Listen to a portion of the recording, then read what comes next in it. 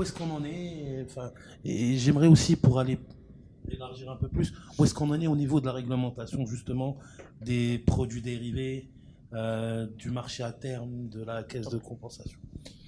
Alors, si vous permettez, juste avant, il y a eu des demandes d'incitation.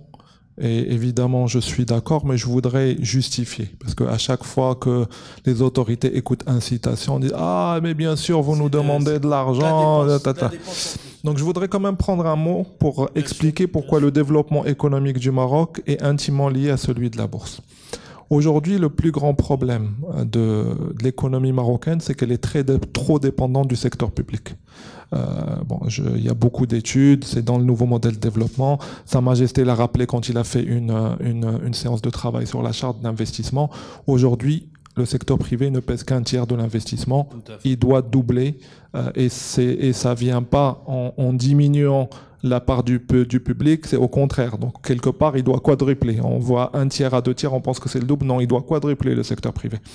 Et aujourd'hui, effectivement, il faut qu'on donne beaucoup plus envie aux entrepreneurs de se lancer, à créer des nouvelles histoires telles que celles qu'on a entendues ici, telles que plein d'histoires qu'on connaît à la bourse sur lesquelles les gens sont rentrés tôt, le chef d'entreprise est content, les salariés sont contents, les investisseurs sont contents. C'est ça notre volonté. Les autorités fiscales sont contentes. C'est ça ce qu'on veut. Et il est clair, le deuxième constat qui est fait par le nouveau modèle de développement et par tous les rapports, c'est que les entreprises marocaines sont trop endettées. Et quand vous êtes trop endetté, vous réfléchissez pas à la croissance. Quand vous avez besoin de juste comment payer votre dette, vous n'allez pas vous dire tiens, je vais faire une nouvelle ligne de production, je vais faire de nouveaux produits. Et donc c'est pour ça que le développement, nous avons un secteur bancaire qui est très développé, mais le constat est très clair, il est quasiment automatique. Vous voulez plus d'investissement du secteur privé, ça veut dire vous voulez plus d'argent de la part des institutionnels, vous voulez canaliser votre épargne, c'est la bourse et c'est pour ça qu'il y a ces objectifs ambitieux. Donc aujourd'hui, la demande qu'on fait, bien au-delà des incitations fiscales, c'est d'avoir une vraie conscience que tous ces objectifs qui ont été annoncés ne peuvent pas se faire sans la bourse. Je suis très clair là-dessus. Évidemment, sans les fonds d'investissement, mais on l'a compris que les fonds d'investissement ont besoin de la bourse pour pouvoir sortir et réinvestir cet argent, etc. En plus de cela, ça donne un attachement de la part du privé, un investisseur particulier qui investit dans plusieurs entreprises nationales. Je pense que Sénat a rappelé quand on a eu 150 000 investisseurs qui ont investi dans des actions, ça vous donne aussi un lien très fort socialement avec cette économie. Personne ne se sent tout d'un coup exclu. Et donc, il faut qu'il y ait une conscience très claire qu'à chaque fois que vous voyez ces différents plans, que ce soit pour l'industrie, que ce soit pour la charte d'investissement, que ce soit pour quoi que ce soit, de se dire si je veux vraiment aller au bout, il faut aussi que la bourse soit inclue là-dedans. Et à partir de là, toutes ces discussions sur les incitations fiscales deviennent simples parce que les gens comprennent, ou l'État comprend, que c'est lui le premier gagnant. Si je laisse ça un petit peu sur la table, c'est pas grave parce que je gagnerai tellement. Donc, est-ce qu'il n'y a pas une étude à leur mettre en place ou à leur donner? Parce que je pense que l'État fonctionne comme ça. Écoutez, si on ne leur dit pas, vous allez gagner tant avec ça, vous avez le nouveau modèle de développement, le pilier 5, c'est le financement. Vous l'ouvrez, il n'y a que la bourse. Nouveau modèle. Il faut changer de gouvernement.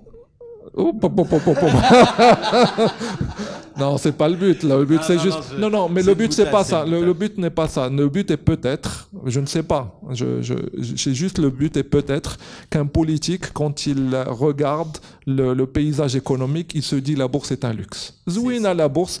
D'abord, je dois m'occuper des assurances, d'assurances généralisées. D'abord, je dois m'occuper des enseignants. Et du coup, on se dit, la bourse, je vais y venir. Le problème, c'est que les 5 ans finissent, il part et il ne s'est pas occupé de la bourse. Il faut qu'il y ait une réalisation que la bourse, si on donne aujourd'hui, on va récupérer tellement plus tard. Et je pense que les exemples d'entreprises qui sont venues à la bourse et qui se sont multipliées et tout le monde était content, on en a plein. Mais je pense que peut-être il y a ce côté que malheureusement la bourse est un sujet trop technique pour être un sujet politique. Et donc, ben, j'espère que voilà, il y a des hommes politiques qui vont voir ça. Et en termes de réglementation, on disait tout à l'heure qu'il faut un réel écosystème. Par rapport à la réglementation, nous avons créé un compartiment dédié à la PME avec des conditions allégées. La bonne nouvelle aussi, c'est que sur les marchés dérivés, Inch'Allah, c'est un sujet qui va être 2024. Ça avance bien et nous allons pouvoir le lancer. Ça va améliorer un petit peu. Maintenant, la vraie réalité, et là nous parlons, mais j'ai beaucoup aimé ce qu'a dit c'est Hatim, nous sommes là avant tout pour donner envie à des entrepreneurs de se lancer. Sans ces entrepreneurs-là, sans des entreprises telles que celle-ci, nous n'existons pas. Et donc, effectivement, c'est Hatim, il s'est dit, moi, à mon niveau, peut-être il voulait pas se faire corneriser aussi, mais c'est pas son sujet à lui, c'est le sujet du pays. Si on n'a pas plus de gens qui viennent le voir, alors on a un problème. Et aujourd'hui, ben, il faut agrandir le scope, parce que l'ancien modèle, l'État emprunte beaucoup et investit beaucoup.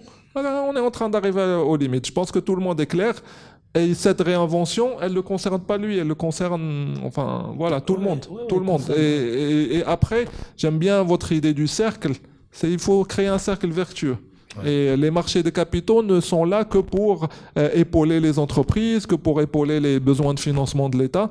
Et donc, nous sommes en train de travailler sur les ETF qui vont être quelque chose de très intéressant pour l'investisseur privé parce que c'est quand même beaucoup plus sécurisé. Ce sont des fonds qui sont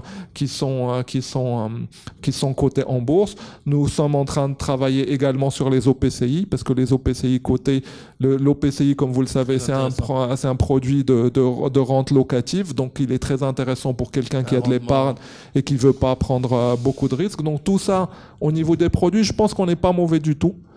Mais maintenant, je rejoins peut-être les autres intervenants en disant qu'il faut qu'il y ait une vraie volonté pour que ce marché puisse aider l'économie nationale. Je pense que on peut aider par rapport aux problématiques actuelles.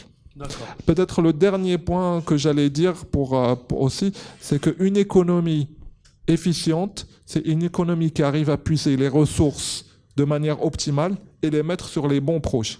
Donc, premièrement, les bons projets, c'est quoi? Est-ce que vous pensez que je vais avoir un plus grand impact sur l'économie en prenant mon épargne et la mettant en partenariat avec un entrepreneur dans le capital, ou alors en allant acheter de la brique, ou alors en allant prêter? Le schéma est clair. Et donc, il y a un deuxième point, je pense qu'il doit y avoir une vraie réflexion, c'est comment canaliser cette épargne.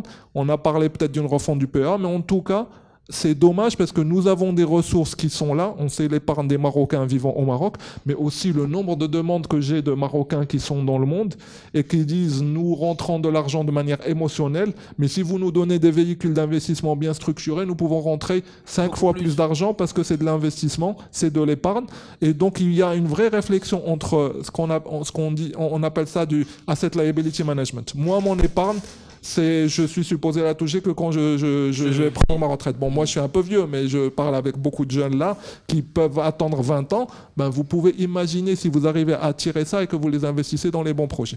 Mais les bons projets, ça veut dire aussi des projets qui sont vraiment productifs. C'est pas juste du remaquillage de la dette et on remet. Parce que l'économie marocaine, elle bouffe beaucoup trop de dettes et c'est pas bon. C'est pas moi qui le dis comme ça, j'ai pas de problème. C'est dans le nouveau modèle de développement. Merci.